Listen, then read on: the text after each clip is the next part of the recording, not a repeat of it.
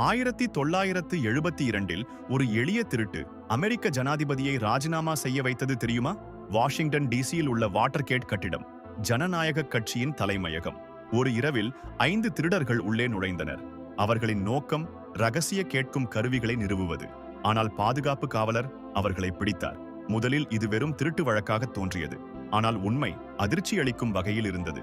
இந்த திருடர்கள் ஜனாதிபதி நிக்சனின் தேர்தல் குழுவுடன் தொடர்பு கொண்டிருந்தனர். நிக்சன் ஒரு பெரிய மறைப்பு நடவடிக்கையை தொடங்கினார்.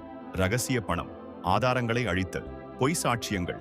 ஆனால் பத்திரிகையாளர்கள் வுட்வார்ட் மற்றும் பெர்ன்ஸ்டீன் உண்மையை கண்டுபிடித்தனர். அவர்களுக்கு உதவியது டீப் த்ரோட் என்ற மர்ம ஆதாரம். ஒவ்வொரு வெளிப்பாடும் நிக்சனை நெருக்கியது. இறுதியில் அமெரிக்க வரலாற்றில் முதன்முறையாக ஒரு ஜனாதிபதி ராஜினாமா செய்தார். ஒரு எளிய திருட்டு அரசாங்கத்தின் மீதான நம்பிக்கையையே அழித்தது.